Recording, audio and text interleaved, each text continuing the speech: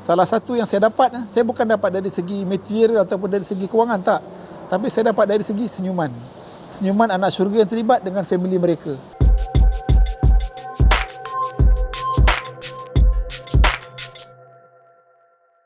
Assalamualaikum warahmatullahi wabarakatuh. Bismillahirrahmanirrahim. Allahumma salli Muhammad wa ala Muhammad. Nama saya Wira Sudibja bin Rabu. Biasa orang panggil Wira, nama pendek. Agak panjang. Sebab nama tu memang nama betul pun. Orang Malaysia. Cuma itulah keturunan Jawa. Jadi nama dia agak unik sedikit. Saya dah berkahwin. Isteri saya Nur Murni Dona binti Muhammad Nurdin. Kemudian saya ada 2 orang anak. Alhamdulillah. Yang pertama Nur Wirdani berumur 21 tahun dan yang kedua Nur Wadihan. So Nur Wadihan ataupun Dihan inilah saya punya anak special yang menghidapi cerebral palsy quadriplegia. Itu dia punya nama yang detail lah. Bahasa mudah dia OKU terlantar sepenuhnya. Memang sepanjang hidup perlu dijaga macam baby umur 5 bulan lebih kurang. Kami duduk di Seri Kembangan. Rumah dekat dengan Putrajaya. Ini Putrajaya ni kan. Jadi bila setiap kali hujung minggu tu kita dah mula bawa dia keluar secara berperingkat setiap minggu, sebab kita jarang keluar. Jadi bila kita bawa keluar kita berhati-hati. Kita bawa keluar tempat yang segar, yang banyak taman, yang hijau apa semua ni, kita bawa dia keluar. Tiap-tiap minggu dalam sejam lah kita bawa. Dan kita naikkan 2 jam, 3 jam berperingkat. Maknanya 2-3 bulan kita tambah nak bagi badan dia biasa kat luar. Okay. Jadi bila kita kat Putrajaya ni, bila kita tolak dia dalam stroller atau wheelchair, ramai orang yang naik basikal tau. Putrajaya ni orang kata macam cycling paradise lah. Jadi bila kita tengah tolak tu, bila ada basikal lalu ni, dia macam ketawa tau. Dia bagi respon yang bagi saya macam satu miracle jugalah kan. Dia boleh ketawa tengok orang lalu kat tepi dia ramai. Di situlah kami terfikir ataupun tercetus satu idea. Oh, mungkin sebab dia ni hidup macam baby semua hidup. Jadi baby ni suka tengok pergerakan. Jadi ini mungkin yang boleh merangsangkan emosi dia. Di sinilah bermulanya saya mula cari peralatan untuk bawa dia naik basikal. Mula-mula dulu saya bawa dia macam mana tau. Saya naik basikal, saya tolak stroller kat sebelah. Tapi masa tu dia kecil lagi. Senanglah kita boleh bawa kan. Lepas tu bila kita tengok internet semua, kita nampak satu peralatan yang dipanggil sebagai trailer. Trailer kat Malaysia ni tak ada yang jual lah. Memang kita kena import daripada overseas. Dan kemudian bila kita dah cari, kita jumpa kita kenal dengan satu seller online ni, dia bantu bawa masuk daripada China. So bila kita dapat kontak dia tolong bawa masuk trailer. Masa tu ya Allah, dapatnya trailer tu, warna tu masa tu yang first dia pakai warna merah tau. Dapat trailer tu rasa macam dapat Ferrari nak kata perumpamaan dia tu kan. Sebab akhirnya kami jumpa satu solution yang boleh bawa dia keluar. Pada awalnya kami dapat gunakan kasit yang dia boleh duduk. Kita letak dia kasit kat dalam tu dengan lapik bantal semualah. Jadi itulah permulaan kita bawa dia naik basikal. Sampai satu tahap dia dah lebih stabil, akhirnya kita buat dia punya custom seat lah. Jadi bila kita dah boleh bawa dia keluar, first saya masuk event tahun 2015. Awal 2015 kami pergi di KL Car Free Morning. Masa tu kan nak pergi tu rasa macam was-was juga tau. Sebab kita tak pernah bawa dia keluar dalam event yang ramai. Kita pun masih takut dulu dia selalu sakit. Jadi masa tu agak panjang juga kami ambil tau. 2-3 bulan bincang satu family nak bawa ke tak bawa, nak bawa. Sampai akhirnya kami buat keputusan, okeylah tak apalah, kita cuba bawa dia keluar. Sebab kalau kita tak bawa, kita tak tahu dia macam mana. Jadi kami pun pergilah dekat KL Car Free tu pada awal tahun 2015. Bila kami pergi dengan risau, dengan bimbang, dengan takut macam mana orang punya penerimaan nanti kan. Tapi yang berlaku adalah sebaliknya. Bila kami sampai je dekat KL Car Free, terus dia menjadi satu perhatian ramai lah. Sebab orang tengok, memang brother ni boleh bawa lah anak dia yang kurang upaya keluar. And then rupanya kami punya kebimbangan dan keresahan tu adalah satu kekaguman bagi orang lain. Dihan start masuk event tahun 2015. Lepas tu kami selalu bawa cycling dalam event. Masa tu kenal ramai geng-geng basikal ni lah. Dia dah jadi macam satu orang kenal dia tau. Pergi mana-mana orang kenal dah. Ni Dihan dengan family dia kan. Jadi daripada 2015 sampai 2018 tu, saya ingat lepas tu dah lebih kurang dalam 100 lebih event kami masuk. Lebih kurang dalam masa 4 tahun. Jadi bila kita dah masuk event banyak tu, dan saya terfikir macam mana saya nak kembangkan lagi aktiviti ni. Sebab masa tu family kami je yang buat. Finally saya tengok ada satu event yang sesuai untuk saya masuk, iaitu duathlon ataupun kita panggil sebagai sukalasak lah, yang memerlukan kita untuk berlari, berbasikal dan berlari. Event tu diadakan tahunan di Baganserai, Perak. Jadi bila saya contact dia punya organizer, saya cakap saya nak cuba buatlah duathlon bawa anak saya. Alhamdulillah, organizer dia memang very supportive. Dia kata, okey, Encik boleh bawa, kita bincang macam mana aspek teknikal, keselamatan apa semua kan. Lepas tu, bila dah dapat tu, then saya contact Malaysia Boat Record. Saya cakap saya nak buat satu percubaan untuk bawa anak OKU masa 2 telon di Bagasserai dan sebagainya. Dan akhirnya pihak Malaysia Boat Record setelah ada nilai, okey, awak layak untuk dinobatkan sebagai anak OKU pertama yang sertai 2 telon jika berjaya melakukannya. Itu yang first.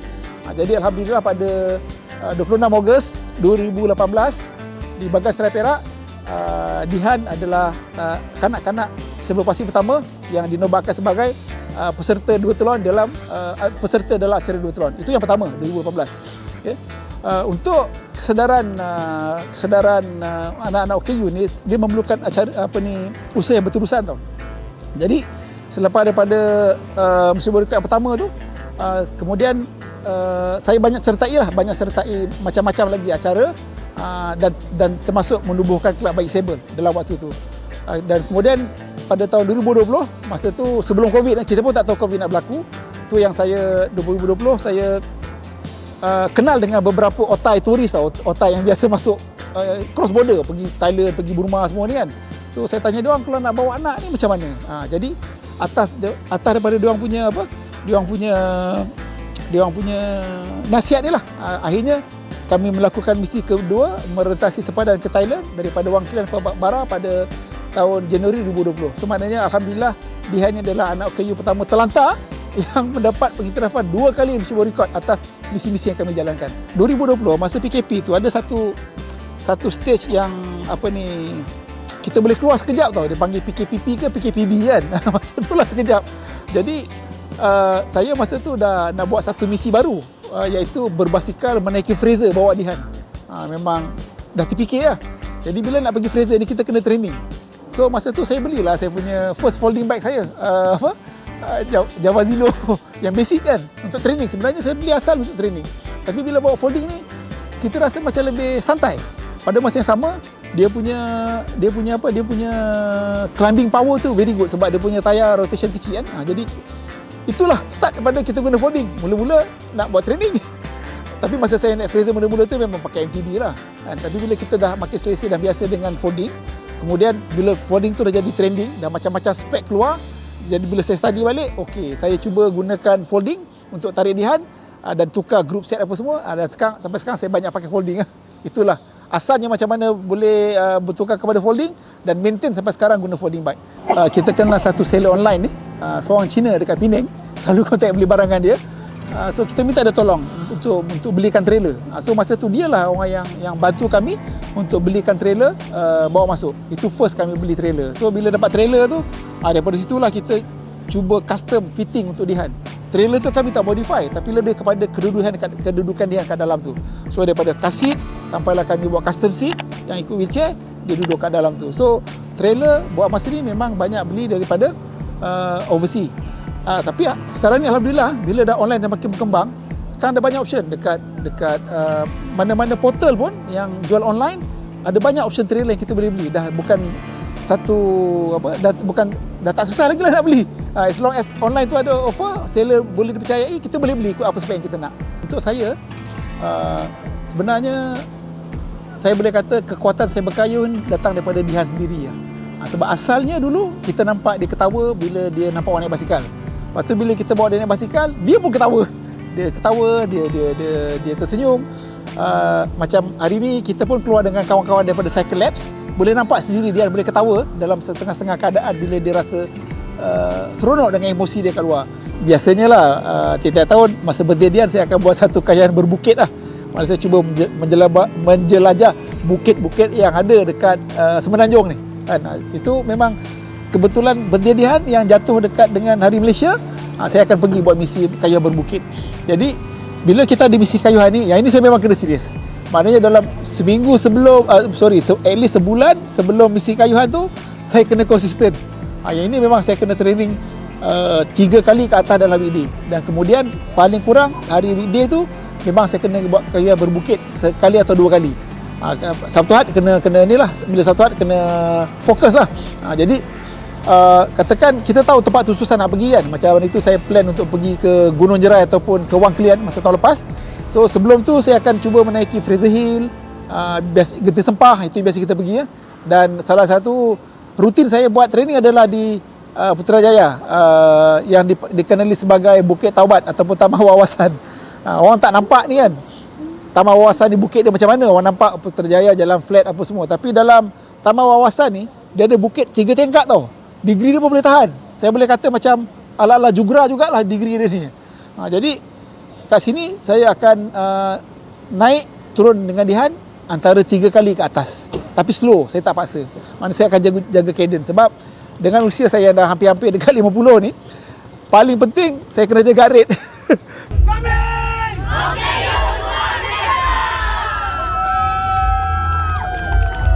Nah, sebenarnya bike Isable ni dah ada daripada tahun 2016 lagi. Yang saya buat lah, saya punya branding. Lepas saya punya kawan baik saya tu, Lena Stella tu, dia bersetuju untuk taja penyertaan kami. Saya pun buat, saya bawa nama Bike Isable. Bike Isable ni adalah cantuman daripada 2 perkataan, iaitu bicycle dengan disable. Okay? So disable adalah satu keadaan bermakna tidak upaya. Tapi bila kita buang huruf D, dia jadi isable, maknanya terus berupaya. Jadi apa yang menyebabkan kita berupaya? Macam saya, bicycle. Itu yang saya combine perkataan bike is able. Maknanya naik basikal, jadikan anak-anak yang kurang upaya supaya mereka berupaya macam orang lain. Itu tercetusnya perkataan bike is able daripada tahun 2016. Jadi tahun 2018, selepas kita mula buat aktiviti berkumpulan, so saya jadikan sebagai satu club community lah. Dan Alhamdulillah, kita grow, kita sikit-sikit ramai family yang mula join, dan kemudian kita pun mula nego dengan banyak organizer event untuk kita masuk. Dan Alhamdulillah, kebanyakan organizer memang supportive sampai sekarang. Salah satu yang orang suka tanya saya kan, tak penat ke bawa Dihan jauh naik bukit apa semua kan? Saya akan cakap kekuatan saya datang daripada Dihan dengan ibu dia. Actually ibu dia sekali lah, sebab ibu dia yang jaga kami punya laluan bila tiap-tiap kali kami buat misi berbasikal. Tapi dari segi berkumpulan ni, yang selalu kami buat daripada tahun 2018 sampailah sekarang, maknanya dah lebih kurang dalam 5 tahun saya bawa grup ni. Kadang-kadang orang tanya, tak penat kan bawa grup ramai-ramai, masuk event sana, masuk event sini kan, nak uruskan orang lagi. Kat sinilah yang saya nak kongsikan. Salah satu yang saya dapat, saya bukan dapat dari segi material ataupun dari segi kewangan, tak. Tapi saya dapat dari segi senyuman. Senyuman anak syurga yang terlibat dengan family mereka. Sebab ini adalah salah satu sistem sokongan yang kami boleh buat untuk family macam ni. Itulah salah satu matlamat Bike Isable. Kita bukan sekadar pergi running, pergi cycling atau makan. So tim Cyclabs join kita hari ni, so dia tengok macam mana mewahnya kami makan daripada potluck. Tapi kat situlah kita ada kita punya interaksi ataupun bonding moment. Dari situlah juga kita boleh berkongsi emosi. Kami bukannya nak compete dengan mana-mana NGO yang lebih besar, tak. Sebab kami ni memang spesifik untuk running dan cycling saja. Tapi makna kami bukan nak compete, kami nak completekan je. Mana-mana ruang yang kosong tu, di situlah kami hadir untuk membawa mesej kepada komuniti ni yang kita kena raikan. Kita kena raikan dan bagi sokongan sekurang-kurangnya dari segi emosi kepada parent-parent yang terlibat. So itulah secara umumnya perjalanan Bike Isable ni macam mana. Jadi itulah saya punya, dari segi grup, kekuatan saya datang daripada senyuman anak-anak syurga dengan parent mereka bila mereka masuk dalam aktiviti kita. Alhamdulillah.